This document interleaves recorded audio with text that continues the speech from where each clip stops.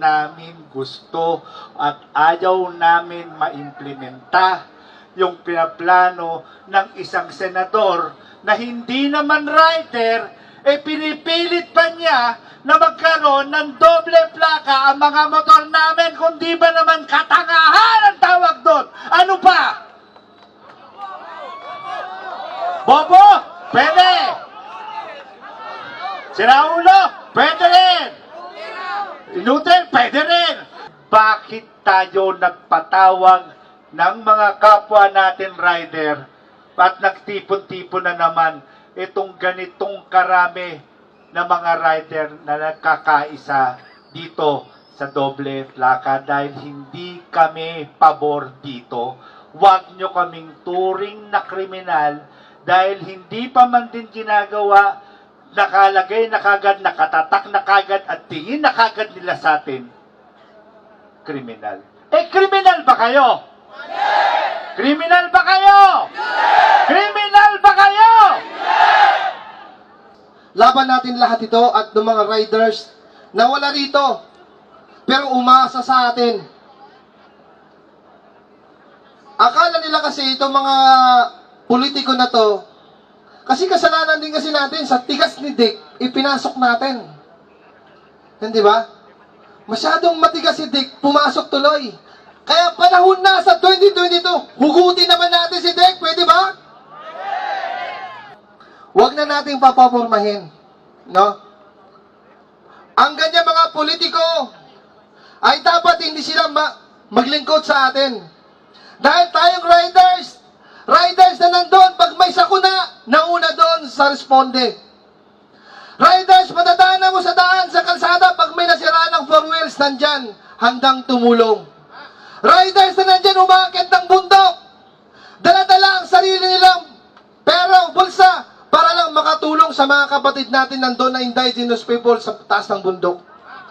Mga riders na pumupunta ng Luzon, Visayas, Mindanao, para lang maklear ang area para tumulong sa DRRMM, Disaster Risk Management, di ba? Ginagawa ng riders, iba't ibang grupo yan. Yan ang riders! Riders na makakatulong sa ating pamahalaan. Riders na makakatulong sa ating gobyerno.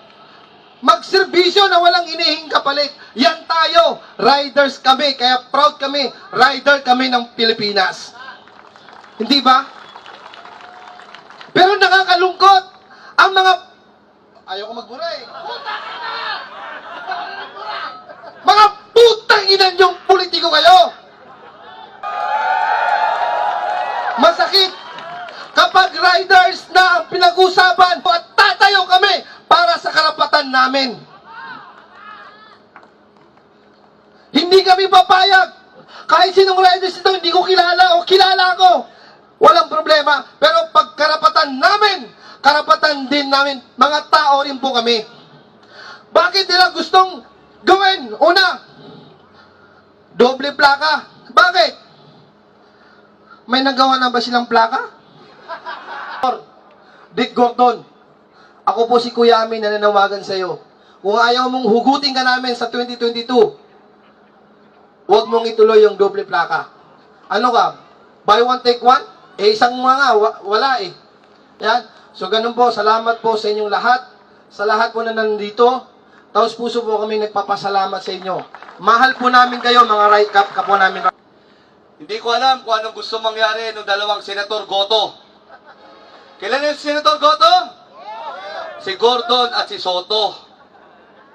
Kaya yung mga mahilig sa Goto dyan, lagi nyo matatandaan yan. Si Goto. Okay? Una, sabi nga kanina, isang plaka ang hirap i-produce. Ilang taon bago nyo makuha ang plaka. Kung pwede nga lang, yung long playing na plaka na lang, yung Victor Wood o kaya yung kanila Nora Honor, kabit natin eh. Gawin pang dalawa, palalakihin pa ang katwiran kontra krimen. Actually, hindi po pagpapalaki ng plaka ang solusyon. Sobra naman nagagawin na doblehin pa ang plaka na wala namang way o pinakasolusyon para makilala ang kriminal. Ano pinakasolusyon? Number one, yung ating visibility. police visibility, law enforcement visibility. Pag nandyan lahat yan, sinong tanga na gagawa ng krimen na alam niya kada kanto may uhuli sa kanya?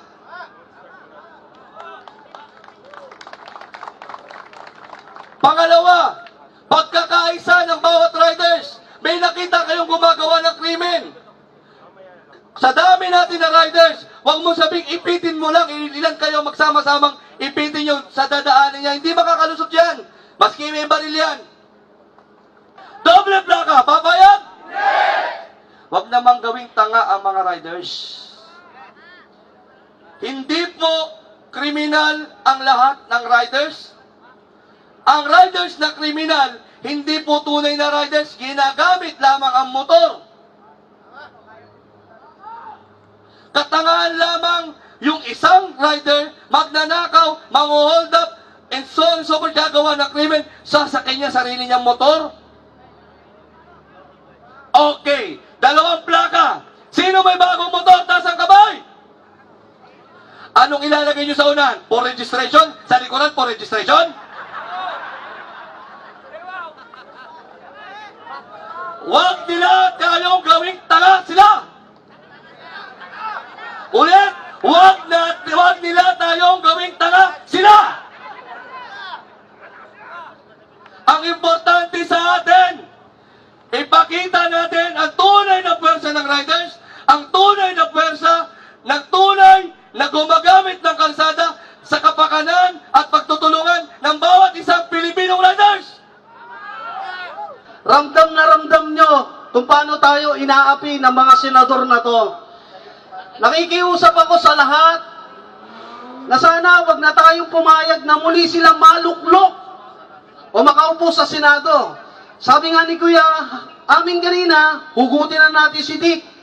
Actually, hindi lang si Dick. Sabay kang na ginawa nung nakaraan, maraming mga senador ang pumirma para sa doble plaka bill. At iparamdam natin at ipakita ang pagkakaisa natin. At sa lahat na nandito, kasama natin ang Riders of Cavite sa laban na ito. Hindi lang ang Cavite, kundi ang buong Pilipinas dahil tayo ang Riders of the Philippines. So mabuhay tayo mga riders! Mapapansin natin, sa kalsada pa lang, nakikita na natin ang diskriminasyon. Sa usapin, sa Kongreso, sa Senado, mga issue, masyadong mababa ang tingin sa mga nagmamotor. No? Kaya, kung titingnan natin, merong mga tao na nasa likod, mga may hawak ng kapangyarihan, nasa posisyon, na sila mismo ay tumututol doon sa kapakanan nating mga riders. No? Kaya, dapat lang natin ipakita ang pagkakaisa, maging umpisa ito ng mga patuloy na pagpapakita ng lakas ng mga rider dito sa Pilipinas. No, muli mula sa PARS, mabuhay ang Araw TV. Mabuhay ang PARS! Narito kami upang umarap sa inyong muli at iparamdam ang aming nag-aalab na pakiramdam kung ano ba ang binabalak nyo sa aming mga rider. Alam nyo ba kung anong pinakamasakit sa lahat? Yung nakakaisip sila ng paraan para pahirapan tayo kaysa paginawain ang ating nararamdaman. Saan ka nakakita ng mga senador at kongresista naisip pa nilang lakihan ng plaka kaysa gumawa ng isang napakaliit? Dito lang sa Pilipinas, masyado tayong nagluluklok ng mga galing na mababatas. Anong nangyayari sa atin? Nagmumukha tayong gago sila.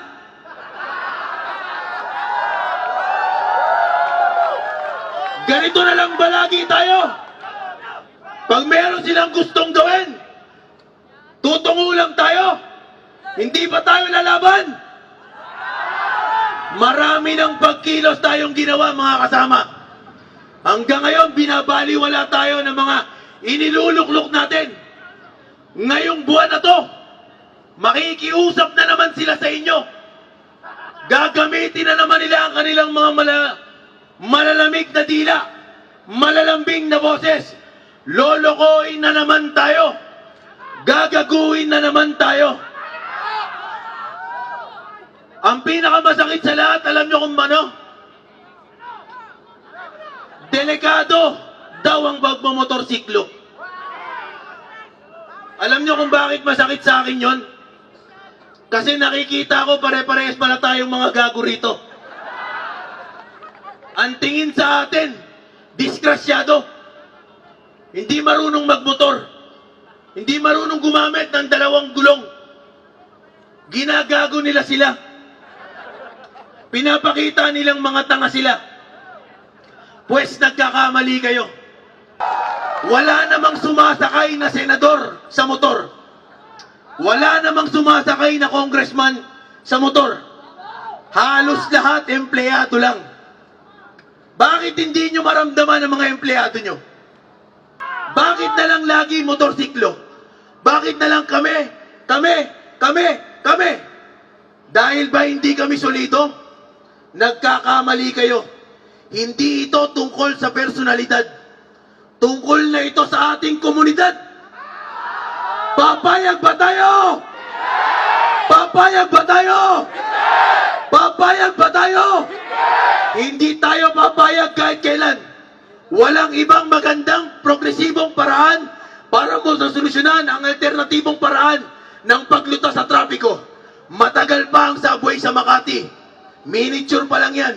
Kwentuhan pa lang. Matagal pa ang LRT-7 sa Quezon Ave. Matagal pa ang extension sa Cavite. Matagal pa ang mga istasyon sa Masinag. Anong solusyon ang ibibigay nyo sa tao pag nawala ang motorsiklo? Lagi na lang kami. Kami ang cause ng traffic. Mga balasubas kami. Mga tarantado kami. Mga wala kaming paggalang sa kalye. Sino bang may kasalanan bakit kami nakarating dito? Di ba ang gobyerno rin ang nagbigay sa amin ng lisensya para makagamit ng mga kalyeng ito? Ngayon, sisihin nyo yung sarili nyo na naglabas pa kayo ng dato na 7 lang ang nakapasa sa 9,000. Hindi ba kayo nahiya? Hindi ba kayo nahihiya? Tinanggap nyo yung ganong datos? 7 lang ang nakapasa sa 9,000 na rider.